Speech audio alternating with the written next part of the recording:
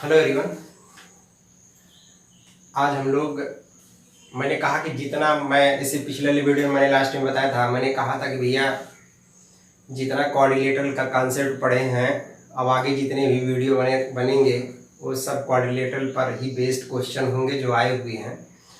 तो हालांकि 3 क्वेश्चन हमने अभी इस पर लिख रखा है, इसको बताएंगे फिर आगे आपको बताएंगे। आप थोड़ा सा साथ बने रहिएगा, देखिएगा। अब जो लोग हमारा वीडियो पहले वाला देखे होंगे उनको समझ में आएगा, क्योंकि उन्हीं सारे फार्मूलों का हम एप्लीकेशन यहाँ बताएंगे। और जितना सवाल मैंने इस पर अभी तक लिखा है, 3 सवाल, ये तीनों आए हुए प्रश्न हैं। पहले मैं एक बार पढ़ देता हूँ। क्या कह रहा है? किसी वर्ग का विकर्ण 4√2 है, 4√2 सेंटीमीटर है। किसी वर्ग का विकर्ण ये दिया है। कह रहा है दूसरे वर्ग की विकर्ण ज्ञात कीजिए जिनका क्षेत्रफल प्रथम वर्ग के क्षेत्रफल का 2 गुना हो, 2 टाइम्स हो। तो देख रहे हैं एक वर्ग है जिसके विकर्ण, जिसके डायगोनल की लेंथ दी हुई है। The length of the first square is 4√2। तो कह रहा find the diagonal of the second square if the area of the second square is 2 times the area of the first square. ये हिंदी में था, मैं इसको अंग्रेजी में मैंने बताया। अंग्रेजी मीडियम वाले स्टूडेंट बिल्कुल परेशान ना हो। दूसरा सवाल कह रहा है किसी वर्ग के विकर्ण की लंबाई ये सेंटीमीटर है, तो वर्ग का क्षेत्रफल बताइए। क्या कह रहा है कि if the length of the diagonal of a square is a then find the area of the square. और दूसरा कह रहा है किसी आयत का क्षेत्रफल ये दिया हुआ है, देख रहे हैं x² 7x + 10। तो कह रहा है उसका परिमाप बताइए। पेरीमीटर पूछ रहा है, परिमाप आप बातें को समझ रहे हैं, ये सवाल दिया हुआ है। तो थर्ड क्वेश्चन क्या कह रहा है? In the third question if the area of the rectangle is x² + 7x + 10 cm², then find the perimeter of the rectangle. तो ये इसका इंग्लिश ट्रांसलेशन रहा। मैंने कहा इंग्लिश मीडियम वाले बिल्कुल परेशान ना हो, इसी वजह से मैं बीच में बोल देता हूँ, आप किससे समझ जाए। देखिएगा, क्योंकि विकर्ण आया डायगोनल हो सकता है उनको प्रॉब्लम हो, लेकिन चीज़ों को समझिए। और मैं बीच बीच में बताते रहता हूँ। मैं पहला सवाल स्टार्ट कर रहा हूँ, आप समझिएगा।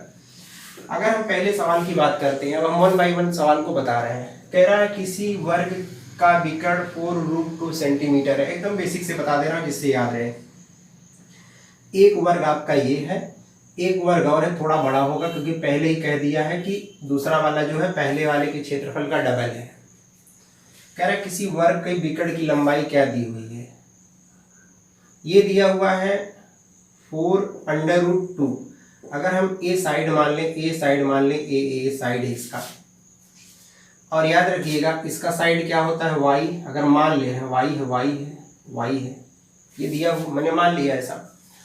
तो एक बात हमको बताइए सबसे पहले, जो विकर्ण होता है, अगर आपको याद आ रहा होगा कि विकर्ण की जो लंबाई होती है a√2 या भुजा √2 होता है, या इसी को लिखते हैं क्या चीज? भुजा गुणे √2।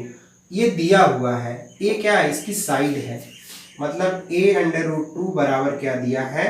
ये विकर्ण की लंबाई 4√2। तो ये इससे कैंसिल हो गया √2 से। तो कहने का मतलब a बराबर आ गया 4। a क्या आया? a इसका आ गई, भुजा आ गई। अब आप बताइए, भुजा की लंबाई आ गई। तो अगर हम अभी हम पहले वाले वर्ग की बात कर रहे हैं, पहले वर्ग की बात हो रही है, पहले वर्ग की बात। तो हम बोले आपसे कि बताइए वर्ग का क्षेत्रफल, मतलब पहले वर्ग का क्षेत्रफल। तो अगर आपको याद होगा फार्मूला, तो भुजा का स्क्वायर मतलब a² मतलब 4 का स्क्वायर, तो 16 आ गया। अगर 16 ये है, पहले का क्षेत्रफल आ गया 16, पूरा 16। तो अब सवाल में क्या कह रहा है कि दूसरे वर्ग की विकर्ण की लंबाई बताइए, इसका पूछ रहा है। जबकि सवाल में सीधे दे दिया है, क्या दिया हुआ है? सवाल में ये कह रहा है जो दूसरा वाला वर्ग बन रहा है इसका क्षेत्रफल पहले वाले के क्षेत्रफल का डबल है। तो अगर हम आपसे पूछें यहाँ पे, मान लीजिए इसको PQRS मान लें, तो PQRS का जो क्षेत्रफल होगा कितना हो जाएगा? इसका डबल, मतलब 32, यही होगा। और आप हमको एक बात बताइए, इसकी साइड हमने क्या माना है? y माना है। कहने का मतलब y², भाई इसका भी तो क्षेत्रफल क्या होगा? भुजा का स्क्वायर। y² बराबर कितना है? 32 है। तो खाली y पूछेंगे तो √32 हो जाएगा। इसको लिख सकते हैं 16 × 2, तो 4√2। ये आ गया क्या चीज? y आ गया। मतलब इसकी लेंथ आ गई, इसकी भुजा की लंबाई आ गई। और अभी हमने बताया कि विकर्ण की जो लंबाई होती है, विकर्ण की लंबाई कितनी होती है? भुजा गुणे √2, और भुजा है कितना? 4√2, ये √2 इसके साथ लगेगा, यहाँ 4√2 का √2 में मल्टीप्लाई करेंगे कितना हो जाएगा, मैं काफी उधर लिख दिया, यहाँ नीचे दिखेगा। अगर हम यहाँ से देखें, हम आपसे पूछे बताइए बिकट की लंबाई क्या होगी, क्या होता है 4 भुजा इंटू √2, यही होता है फार्मूला मैंने बताया था। भुजा कितनी है, भुजा है हमारी 4√2, कितना है यहाँ देखिएगा 4√2, ये भुजा की जगह पे रख दिया और गुणे ये √2 यहाँ रहेगा, √2 का √2 मल्टीप्लाई 2, तो 4 2 बराबर कितना 8 सेंटीमीटर। ये क्या मिल गया 8 सेंटीमीटर मिल गया हमको, क्या चीज दूसरा जो वर्ग बन रहा है उसके बिकट की लंबाई पता चल गई हमको, कितना 8 सेंटीमीटर। तो हमारे कहने का मतलब ये हुआ, तो देख रहे हैं अगर आपको ये चीजें आ रही हैं तो आप आराम से यहाँ निकाल सकते हैं, बहुत ही आसान है। एक बार मैं फिर से बता देता हूँ, इसका बिकट होता है क्या a√2 भुजा √2, और ये दिया हुआ था a√2 दिया हुआ है 4√2, देखिए √2 कैंसिल हो गया, a बराबर 4 आ गया। इसका क्षेत्रफल निकाल लिया, भुजा का स्क्वायर 16 आ गया, तो इसका क्षेत्रफल कितना हो गया 32, क्योंकि बोल रहा है कि पहले वाले का क्षेत्रफल का ये डबल है। अब अगर इसकी साइड y माने हैं तो इसका क्षेत्रफल y² बराबर 32 आ गया, तो y बराबर 32, y निकाल लिया इतना आ गया, एक भुजा की लंबाई आ गई। बिकट क्या होता है भुजा √2, भुजा के यहाँ रख दिया, √2 रख दिया, आंसर आ गया। तो ये हमारा पहला सवाल था। आइए हम लोग दूसरा सवाल समझते हैं। तो ऐसे देख रहे हैं बहुत सारे सवाल अभी मिलेंगे, चीजें आसान, अगर आपको फार्मूला याद है तो आप इसमें कोई शॉर्ट ट्रिक नहीं लगा सकते, आपको फार्मूला उतना लिखना ही पड़ेगा। हाँ, फार्मूला अगर आपको आ रहा है तो कितनी तेजी से आप कैलकुलेशन कर सकते हैं, बस इतना कर सकते हैं। अब आप ये कहिए यहाँ पे, क्योंकि शॉर्ट ट्रिक हर जगह नहीं लगता, जहाँ जहाँ शॉर्ट ट्रिक लगता है वहाँ बता दिया जाता है, शॉर्ट ट्रिक आप हर जगह अप्लाई भी नहीं कर सकते। कह रहे किसी वर्ग के बिकट की लंबाई a सेंटीमीटर है। अब आप समझिए एक वर्ग है, मैं डायग्राम इस वजह से बना दे रहा हूँ जिससे आपको याद रहे। ये मान ले रहे हैं इसकी साइड सब x और x और x है। अब आप बताइए अगर हम पूछे बिकट की लंबाई क्या होती है, तो देख रहे हैं क्या होता है भुजा गुणे √2, तो भुजा कितना वाला है x √2, ये बिकट की लंबाई हो गई। और बिकट की लंबाई यहाँ दिया है कितना a सेंटीमीटर, मतलब ये जो दिया है पूरा ये x √2, ये बराबर किसके हो गया a के हो गया। यहाँ से पूछे x बराबर क्या होगा, तो आप कहेंगे a/√2, x पता चल गया, मतलब इसकी एक भुजा पता चल गई। क्या पूछ रहा है, क्षेत्रफल पूछ रहा है। क्षेत्रफल बताइए क्या होता है, क्षेत्रफल होता है भुजा का स्क्वायर, कहने का मतलब a√2 का स्क्वायर, तो a का स्क्वायर a इंटू a, 2 बार लिख दे रहा हूँ, √2 का स्क्वायर 2 बार करेंगे √2 इंटू √2, तो देख रहे हैं a का m होगा a² हो जाएगा मल्टीप्लाई, √2 का √2 में हो जाएगा तो 2 हो जाएगा। अब √2 का √2 में मल्टीप्लाई होने के बाद 2 कैसे आया, इसको अगर आपको समझना है तो मेरा जो एक्सपोनेंट्स का मैंने पढ़ाया है करड़ी और घातांक, वो वाला आप देखिएगा, वहां से आपको बातें समझ में आ जाएंगी। मैंने कहा जो चीज़ें आप आगे पढ़ते हैं उससे पहले जो चीज़ें बताई जाती हैं उसका आगे एप्लीकेशन होता है। इस वजह से जब भी आप कोई चीज़ की शुरुआत करें तो आप शुरू से देखा करिए, अगर लास्ट से आप देख रहे हैं तो चीज़ें नहीं समझ में आएगी। इस वजह से आपको सभी चीज़ें शुरू से देखना पड़ेगा। आइए दूसरा सवाल, तीसरा सवाल देखिए, बहुत इंपॉर्टेंट सवाल है तीसरा जो मैं बताने जा रहा हूँ। इसमें थोड़ा सा आपको चेक किया जाएगा कि आपको गुणनखंड आता है कि नहीं आता है, मैं उसको भी बताऊंगा। पहले देखिए मैं उसके बारे में बताता हूँ। ये कह रहा है कि किसी आयत का क्षेत्रफल ये दिया है, कहने मतलब एक अगर आयत हम बना दें, ये आयत है, आयत हमने बताया था रेक्टेंगल के बारे में, रेक्टेंगल की सारी प्रॉपर्टी बताइए पहले से आगे वीडियो में। इसका क्षेत्रफल दिया है x² 7x + 10। अच्छा एक चीज ये हमको बताइए, अगर हम लंबाई L और B मानते हैं तो क्षेत्रफल होता क्या है, लंबाई गुणे चौड़ाई, यही तो होता है, L × B होता है। मतलब अगर लंबाई का चौड़ाई का गुणा कर दें तो इसका क्षेत्रफल पता चल जाएगा। ये बात आप समझ रहे होंगे। अब आइए हम क्या करते हैं, ये जो दिया हुआ है x² 7x + 10, ये दिया हुआ है, क्या दिया है भैया, ये क्षेत्रफल दिया है, ये पूरा क्षेत्रफल दिया हुआ है, एरिया दिया हुआ है।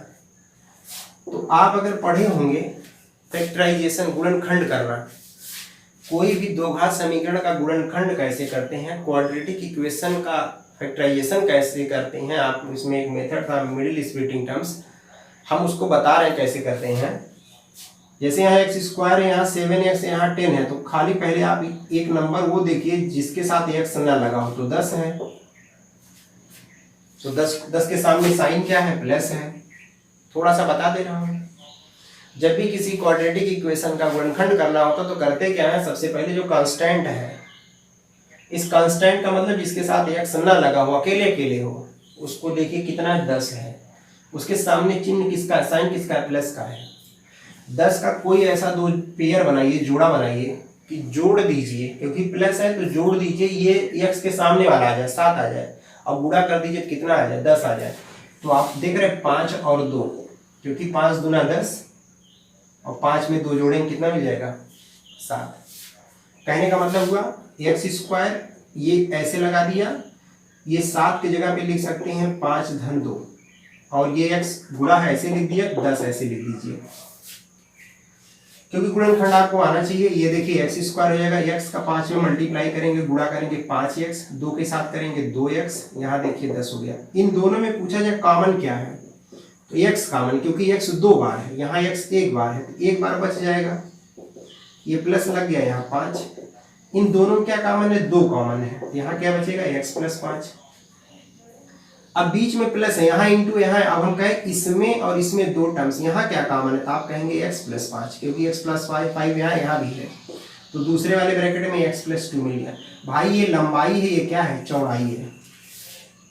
भाई एरिया ही तो निकाले हैं, और एरिया होता क्या है, l × b, बीच में गुणा है, पूरा l का काम कर रहा है, b का काम कर रहा है।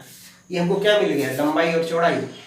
आपसे पूछे परिमाप क्या होगा, परिमाप, तो आयत का जो परिमाप होता है 2 इन ब्रैकेट l + b, मतलब 2 ब्रैकेट में लंबाई धन चौड़ाई, तो कितना हो जाएगा, देखिए लंबाई कितना है, x + 5, ये प्लस लगा दिया, चौड़ाई कितना है, x + 2, आप देख रहे हैं 2 ऐसे हो, x मिल के 2x, और ये 7 हो गया, तो कितना हो गया, 2 कोष्टक में ब्रैकेट में 2x + 7, 2 का अंदर मल्टीप्लाई हो जाएगा, गुणा हम इधर साइड में कर रहे हैं, देखिएगा यहाँ करेंगे कितना जाएगा 4x, और यहाँ करेंगे कितना जाएगा 14, यही सेंटीमीटर क्या हो गया, सेंटीमीटर में अगर है तो यही आपका क्या हो गया, इसका परिमाप हो गया। परिमाप भी तो पूछा था, तो ऐसे भी सवाल आते हैं, ये सभी सवाल आए हुए हैं जिसको मैंने लिया है, तो आप चीज़ों को ध्यान से समझिए कि अगर इस तरीके के सवाल आते हैं तो हम कैसे सॉल्व करते हैं, उसके बारे में समझना बहुत ज़रूरी है। कॉन्सेप्ट अगर आपको पता रहेगा तो आप सवाल को बड़ी आसानी से सॉल्व कर सकते हैं, कॉन्सेप्ट नहीं जानते रहेंगे तो नहीं। सबसे पहला काम आप एक किया करिए, कोई चीज़ शुरुआत करने से पहले उसके कॉन्सेप्ट को समझिए, बेसिक चीज़ों को समझिए। कहीं भी हमेशा शॉर्ट ट्रिक के चक्कर में मत पढ़िए, आपको पूरा कम्प्लीटली पढ़ना पड़ता है, पूरा कंप्लीट पढ़िए तो आपको ज़्यादा समझ में आएगा, चीज़ों को समझेंगे। सवाल बहुत बनेंगे और सारा सवाल बता पाना यहाँ पॉसिबल नहीं है, लेकिन ज़्यादा से ज़्यादा सवाल को मैं यहाँ पे बता दे रहा हूँ, चीज़ों को आप ध्यान दीजिए। आइए कुछ सवाल मैं और लेता हूँ। अभी तो मैंने 3 सवाल लिख रखा था, मैंने उसको बताया, आगे कुछ सवाल मैं और बता रहा हूँ, समझिए, आपको समझ में आएगा। और हाँ, एक चीज़ मैं ये कहूँगा कि भाई आपको ये चीज़ें पसंद आ रही हैं, आप समझ रहे हैं, तो अपने दोस्तों में ये वीडियो ज़रूर शेयर करें, लाइक करें, सब्सक्राइब करें। हमारी आपसे सिर्फ यही उम्मीद रहती है, इससे हम लोग का थोड़ा कॉन्फिडेंस बढ़ता है और हम लोग काम करते हैं और आपके लिए। एक सवाल है कि किसी वर्ग की भुजा, देखिए कितने कैसे सवाल बनते हैं, तीसरा था, चौथा सवाल कह रहा है कि किसी वर्ग की सवाल साथ में लिख सकते हैं, किसी वर्ग की भुजा 2 गुना कर दी जाए, भुजा 2 गुना कर दी जाए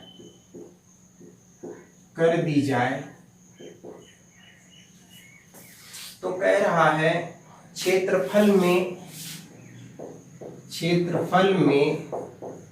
प्रतिशत परिवर्तन बताइए, परसेंटेज चेंजेस बताइए, परिवर्तन पूछ रहा है, परिवर्तन बताइए। अब आप देखिए सवाल में क्या कह रहा है, किसी वर्ग की भुजा 2 गुना कर दी जाए तो क्षेत्रफल में कितने परसेंट की वृद्धि या कमी हो जाएगी ये बात, भाई स्वाभाविक सी बात है, अगर भुजा डबल की जा रही तो क्या होगा, वृद्धि ही होगा। तो एक बात यहाँ पे बहुत आराम से समझिए, जो मैं आप लोग को बताने जा रहा हूँ वो क्या चीज़ें हैं, उसको बड़े ही आराम से समझने की ज़रूरत है। पहले तो हम आपको एकदम सिंपल बेसिक मेथड बताते हैं, देखिए क्या होता है, जो आप समझते हुए आए हैं मैं उसके बारे में बता रहा हूँ। कह रहा है कि किसी वर्ग की भुजा 2 गुनी कर दी जाए।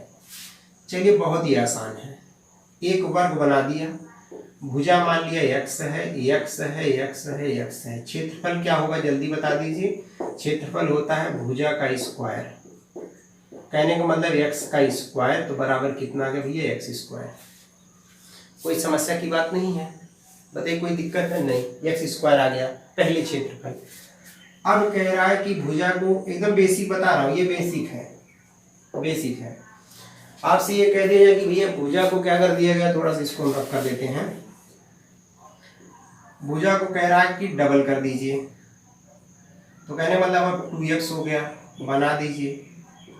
भाई पहले एक बात बताइए, x था, डबल कर दिया 2x, अब हम कहें क्षेत्रफल क्या होगा, फिर होता है भुजा का स्क्वायर। कहने का मतलब कि 2x का स्क्वायर कर देंगे तो बराबर 4x स्क्वायर आ गया। अब सवाल में देखिए क्या हुआ, पहले कितना था, x स्क्वायर था, अब कितना हो गया, 4x स्क्वायर आ गया। कितना बढ़ा भैया, 3x स्क्वायर बढ़ा, यही तो बढ़ा, बताइए यही तो बढ़ा। तो अगर आपसे कहें कि प्रतिशत वृद्धि बताइए, परसेंटेज इंक्रीज परसेंटेज, क्या चीज, प्रतिशत वृद्धि। देखिए प्रतिशत वृद्धि क्या होता है, फार्मूला हमने परसेंटेज में खूब बताया है, वृद्धि अपान प्रारंभिक मान और गुणे 100, यही होता है। वृद्धि कितना हुआ, वृद्धि हो गया 3x स्क्वायर, प्रारंभिक मान कितना था, x स्क्वायर, और गुणे 100 कर दीजिए, x स्क्वायर से कैंसिल हो जाएगा, 100 का 3 गुणा कर देंगे, 300 आंसर आ गया। ये एकदम बेसिक चीजें था, बहुत ही बेसिक था। मैंने बताया कि ये तो हालांकि सभी को पता होना चाहिए, जो लोग भी पढ़ रहे हैं उन्हें ये बात पता होनी चाहिए कि अगर ऐसे है तो हम ऐसे क्या करेंगे, लगा ले जाएंगे। दूसरा तरीका देखिए मैं इसमें बताता हूँ, इसमें क्या करेंगे, आइए समझिए। अगला जो तरीका मैं आपको बताने जा रहा हूँ उसको समझिएगा, देखिएगा। अगर ऐसे सवाल आते हैं तो उसमें आपको एकदम शॉर्ट ट्रिक में करना क्या है, देखिएगा। किसकी बात हो रही है, वर्ग की बात हो रही है। तो इसमें हम लोग करते क्या है कि 2x प्लस x स्क्वायर बटा 100 और गुणे क्या कर दें, यहाँ परसेंटेज लगा दें, बस इतना करना है। देखिएगा ये बातें आपको याद रखना। इस ऐसे सवाल में हम ये फार्मूला लगाते हैं, क्या चीज, 2x plus x square upon 100% की इंक्रीज हो जाएगा, इतना बढ़ जाएगा। यहाँ जो x की वैल्यू लिया जाता है वो कितना मान लिया जाता है, 100 मान लिया जाता है। तो आप बताइए यहाँ रखेंगे तो 2 गुणे 100 का मतलब 100, और यहाँ देख रहे हैं 100 का स्क्वायर मतलब 100 इंटू 100 और अपान कितना, ये पूरा ऐसे लगेगा, परसेंट यहाँ लग जाएगा, ये 100 से कैंसिल हो गया, यहाँ 200 आ गया, यहाँ 100 आ गया, और परसेंटेज ऐसे लगा हुआ, कहने का मतलब 300% की क्या हो गई, वृद्धि हो गई।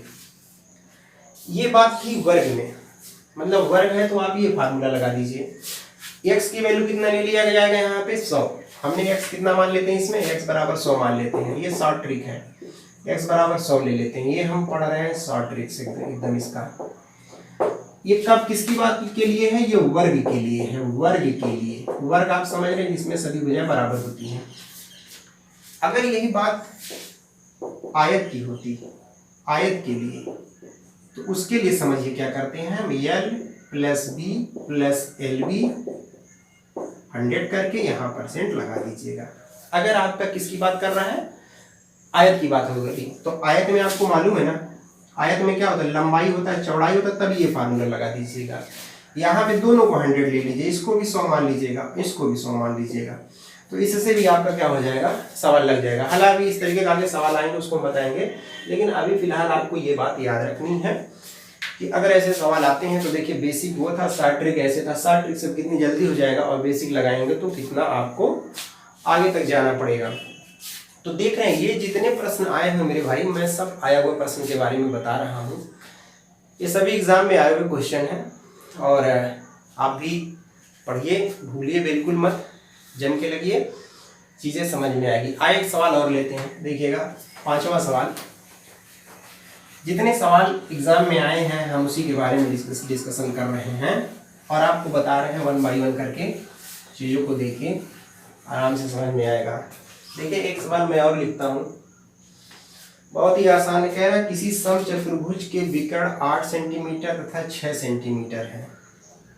कितना आसान है, देखिए क्या कह रहा है।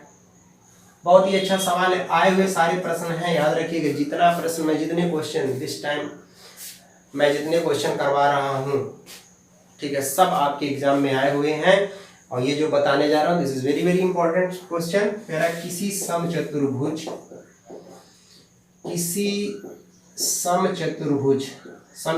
अगर आप समझ पा रहे हैं अंग्रेजी मीडियम वाले तो समझें, रॉम्बस की बात हो रही है। विकर्ण 8 सेंटीमीटर और कितने भाई 8 सेंटीमीटर तथा 6 सेंटीमीटर है। 8 सेंटीमीटर तथा 6 सेंटीमीटर है। अब क्या कह रहा है इसमें, 6 सेंटीमीटर कह रहे हैं उसके बराबर भुजा वाले वर्ग का क्षेत्रफल बताइए। सवाल समझिएगा, उसके बराबर भुजा वाले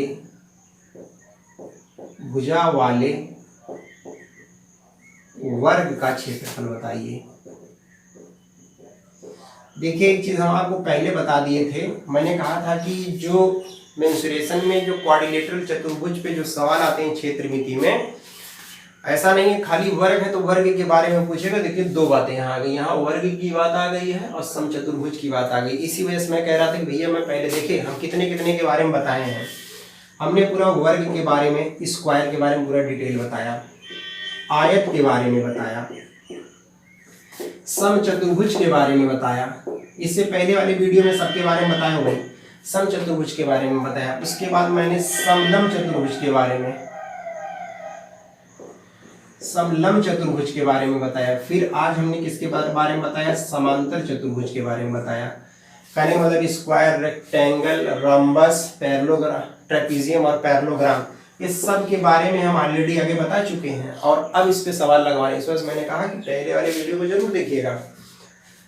तो आइए देखते हैं सवाल में क्या कह रहा है। पहले सवाल को समझिए, और जो पहली बार देख रहे होंगे उनको तो बिल्कुल समझ में नहीं आएगा क्योंकि वो ऑलरेडी बहुत सारी चीजें मिस कर चुके हैं। कह रहा है किसी समचतुर्भुज, तो समचतुर्भुज क्या होता है, एक ऐसा चतुर्भुज जिसकी सभी भुजाएं बराबर होती हैं, डायगोनल बराबर नहीं होते, डायगोनल 90 पे बाइसेक्ट करते हैं, मतलब समविभाजित करते हैं। ये सारी बात हम बता चुके हैं। तो जो भाई जो पहले देखे होंगे उनको समझ में आएगा।